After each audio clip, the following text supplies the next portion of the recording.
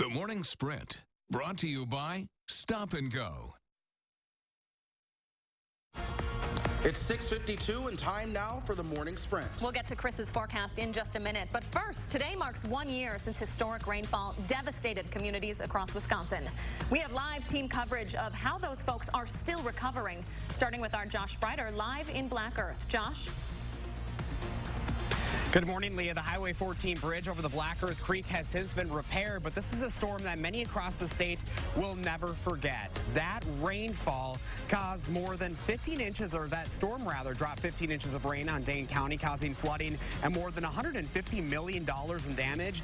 It either damaged or wiped out many homes and businesses, including the Shoebox in Black Earth. Owner Steve Schmidt says he's proud of how the community rallied together to help out all of the neighbors affected.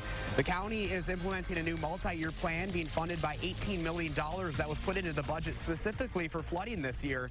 You can read more about that plan on channel3000.com.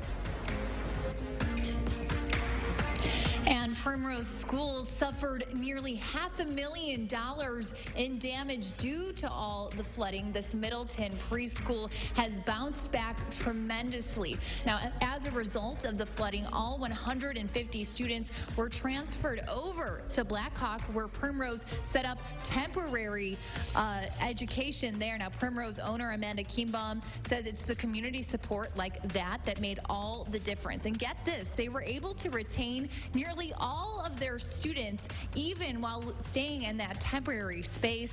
Kienbaum says her entire staff and all the students here are stronger as a result of the flooding, but boy, is she glad that they are back open and dry. Back to you.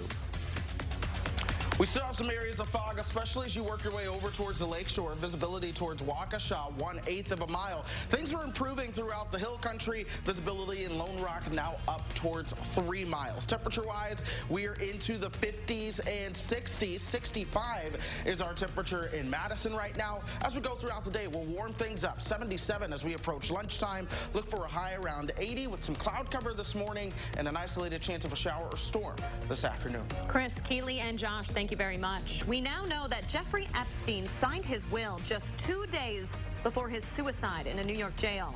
He was awaiting federal trial on sex trafficking and conspiracy charges. Documents show Epstein's estate is worth more than $500 million. Attorneys for some of his alleged victims do plan to go after his estate for damages. Planned Parenthood is withdrawing from a federal funding program this morning as it refuses to comply with a new Trump administration rule that prohibits participants from referring women for abortions. The organization calls that rule unethical and dangerous.